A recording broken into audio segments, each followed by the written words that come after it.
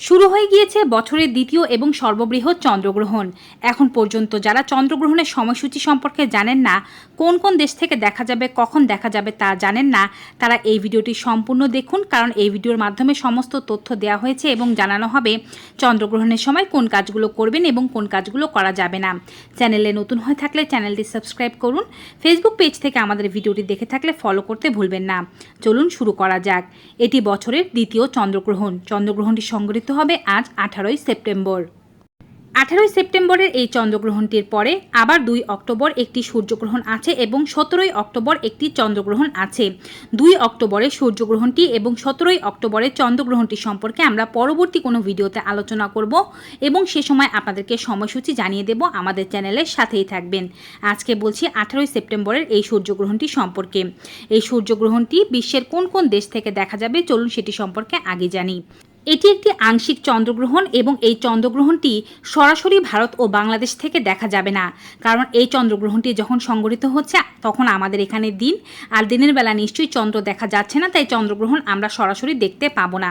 পৃথিবীর যে সমস্ত দেশে এখন রাত, সেই সমস্ত দেশ থেকে এই গ্রহণটি এখন দেখা যাচ্ছে। ইউরোপ, আফ্রিকা, উত্তর আমেরিকা, দক্ষিণ আমেরিকা, এশিয়ার কিছু অংশ, প্রশান্ত মহাসাগর, আটলান্টিক, ভারত মহাসাগর, আর্কটিকা এবং অ্যান্টার্কটিকা থেকে এই গ্রহণটি দেখা যাবে। চলুন এবারে গ্রহণের বাংলাদেশ ও ভারতের সময়সূচি এবং পৃথিবীর বিভিন্ন দেশের সময়সূচি সম্পর্কে বিস্তারিত জানি। এই গ্রহণটি কিছুক্ষণের মধ্যেই শুরু হতে চলেছে। ভারতীয় সময় অনুযায়ী আজ 18ই সেপ্টেম্বর ভোর 6:11 এই গ্রহণের উপচ্ছায়া প্রবেশ করবে এবং গ্রহণ শুরু হবে 7:42। গ্রহণ সর্বোচ্চ অবস্থায় থাকবে, অর্থাৎ চন্দ্র সর্বোচ্চ গ্রাসিত অবস্থায় থাকবে 8:14। গ্রহণ ছেড়ে যাবে 8:45 এবং উপছায়া ছেড়ে যাবে 10:17। এরপরে বাংলাদেশের সময় অনুযায়ী এই গ্রহণটি কখন শুরু হবে চলুন সেটি জানি। বাংলাদেশে উপছায়া প্রবেশ করবে 6:41। গ্রহণ শুরু হবে 8:12। গ্রহণ সর্বোচ্চ অবস্থায় থাকবে 8:44। গ্রহণ শেষ হবে 9:15 এবং গ্রহণের উপছায়া ছেড়ে যাবে 10:47। আগেই বলেছি এই গ্রহণটি ভারত ও বাংলাদেশ থেকে দৃশ্যমান নয়, তাই জ্যোতিষবিদরা বলেছেন এই গ্রহণের সূতককাল বৈধ হবে না। কিন্তু যারা চন্দ্রগ্রহণ বা সূর্যগ্রহণের নিয়মাবলীগুলো মানতে চান, তারা সূতককাল বৈধ হোক বা না হোক মানতে পারেন। তবে মানবেন কি মানবেন না এটি সম্পূর্ণই আপনাদের ইচ্ছার উপরে নির্ভর করে। এখানে আমরা উপচ্ছায়া শুরু থেকে শেষ পর্যন্ত সময় বলেছি, আবার মূল চন্দ্রগ্রহণ শুরু ও শেষের সময়টিও বলেছি। আপনারা যারা উপচ্ছায়া থেকে মানতে চান তারা উপচ্ছায়া থেকে মানতে পারেন, যারা মূল গ্রহণের শুরু ও শেষ সময়টুকু মানতে চান সেটি মানলেও হবে।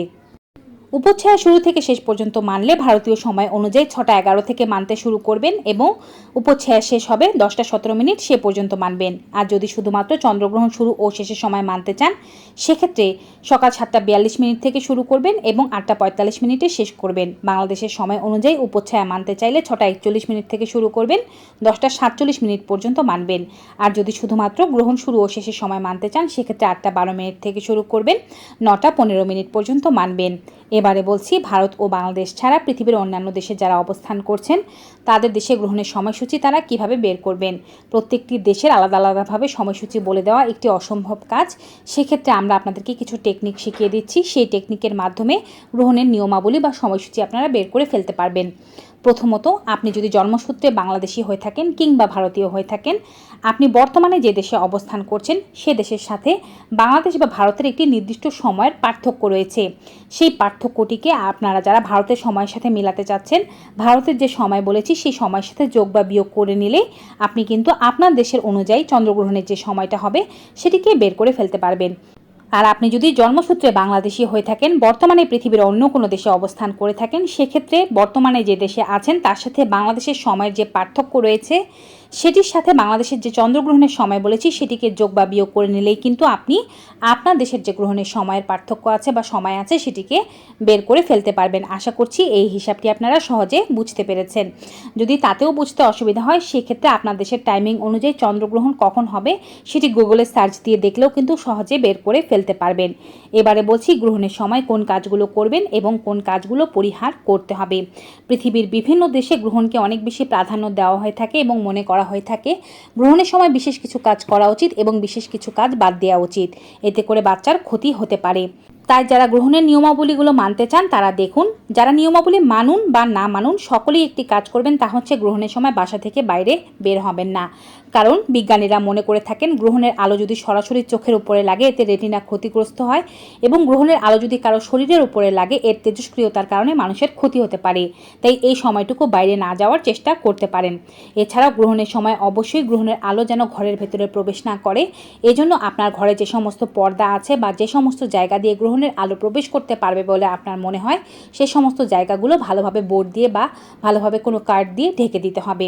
এবং যারা হিন্দু ধর্মের ভাই ও বোনেরা রয়েছেন তারা গ্রহণের আগেই অবশ্যই ঘরে যে সমস্ত রান্না করা খাবারগুলো আছে সেগুলো খেয়ে ফেলার চেষ্টা করবেন। যদি এমনটা হয়ে থাকে যে খাবারগুলো খাওয়া সম্ভব নয়, গ্রহণের পরে যে সমস্ত ভেজা খাবার আছে সেগুলোকে ফেলে দিতে হবে। শুকনো যে খাবারগুলো আছে, জলের যে পাত্রগুলো আছে সেগুলোর মধ্যে আপনারা তুলসী পাতা দিয়ে রাখতে পারেন। গ্রহণের পরে তুলসী পাতা ফেলে সেগুলোকে ব্যবহার করতে পারেন। গ্রহণের আগেই ঘরদোর পরিষ্কার করে নেবেন। ভগবানের ঘরে যে সমস্ত কাজ আছে সেরে ভগবানের মূর্তি ভালোভাবে কাপড় দিয়ে ঢেকে রাখবেন। এই সময় পূজা অর্চনা করবেন না, দান করবেন না, কোনো পবিত্র কাজ ভালো কাজ এই সময় করতে যাবেন না। গ্রহণের সূতককাল পার হয়ে যাওয়ার পরে আপনি চাইলে সেটিকে করতে পারেন। গ্রহণের আগে যেমন ঘরদোর পরিষ্কার করে নিলেন, গ্রহণের পরে ঘরদোর ভালোভাবে পরিষ্কার করে নেবেন। তারপরে ভগবানের ঘর খুলে দিতে পারেন এবং এরপরে আপনি পুজো করতে পারেন। নিজে স্নান করে নেবেন, গুরুজনদের আশীর্বাদ নেবেন। গ্রহণের সময় কোনো কিছু রান্না করা থেকে বিরত থাকতে বলা হয়ে থাকে, কারণ গ্রহণের সময় যদি আপনি কোনো কিছু রান্না করেন সেক্ষেত্রে আপনার বাচ্চার ক্ষতি হতে পারে। গ্রহণের সময় কাটাকাটি করলে বাচ্চা শরীরের কোনো জায়গায় কেটে যেতে পারে। আবার গ্রহণের সময় কোনো প্যাকেট ছিললে, কোনো কিছু দুমড়ালে মুচড়ালে অথবা যদি আপনি সেলাই ফোড়াই করেন এতেও করেও কিন্তু বাচ্চার ক্ষতি হতে পারে। তাই যারা গ্রহণের নিয়মাবলীগুলো মানছেন তারা কিন্তু এই সমস্ত কাজগুলো যতটা সম্ভব পরিহার করার চেষ্টা করবেন। গ্রহণের সময় ঘুমিয়ে থাকতেও নিষেধ করা হয়ে থাকে, অর্থাৎ আপনি গ্রহণের সময় চাইলে ঘুমাতে পারবেন না, কিন্তু যদি আপনার খারাপ লেগে থাকে সেক্ষেত্রে আপনি হাত পা টান টান করে শুয়ে থাকতে পারেন, ঘুমাবেন না, কারণ এতে করে বাচ্চা বধির হয়ে যেতে পারে এমনটা মনে করা হয়ে থাকে। কিন্তু বিজ্ঞান কিন্তু এই কথাগুলোকে একেবারেই সমর্থন করে না, এগুলো শুধুমাত্র ধর্মীয় শাস্ত্র অনুযায়ী। এছাড়াও গ্রহণের সময় যদি আপনি চুল খোলা রাখতে পারেন এবং সোজা হয়ে হাঁটাহাঁটি করতে পারেন এটিই ভালো। গ্রহণের আগে আপনি যা খাবার খেয়ে নেবেন, মলমূত্র ত্যাগ করার থাকলে করে ফেলবেন, জল পান করার থাকলে তা করে ফেলবেন, কারণ গ্রহণের সময় এই কাজগুলো করা নিষেধ রয়েছে। কিন্তু যারা গর্ভবতী তারা এত দীর্ঘ সময় পর্যন্ত না খেয়ে থাকলে অথবা প্রস্রাব না করলে তাদের বাচ্চার ক্ষতি হতে পারে। এজন্য তারা যদি আপনাদের জলের তেষ্টা পায় অল্প অল্প করে জল খাবেন, খাবার না খেলেও। আর যদি মূত্রত্যাগে চাপ আসে অল্প অল্প করে মূত্রত্যাগ করে ফেলবেন, কারণ গর্ভাবস্থায় প্রস্রাবের প্রেশার রাখা ভালো নয়। এছাড়া যদি আপনাদের গ্রহণের সময় কোনো প্রকারের খারাপ লাগে বা রক্তচাপ যদি কমে যায়, বেড়ে যায়, সে সমস্ত ক্ষেত্রে গ্রহণের পরে দ্রুত ডক্টরের পরামর্শ নিন বা গ্রহণের সময়ও ফোনে ডক্টরের সাথে যোগাযোগ করতে পারেন। তো ভিউয়ার্স, আজকের এই ভিডিওটি বেশি বেশি সকলের সাথে শেয়ার করে দিন যেন সবাই এই ভিডিওটির উপকারিতা পেতে পারে। এখানেই বিদায় নেব। সবাই ভালো থাকুন, সুস্থ থাকুন। দেখা হবে আবার নতুন একটি ভিডিওতে নতুন কিছু উপকারী তথ্য নিয়ে। Till then, good bye and take care.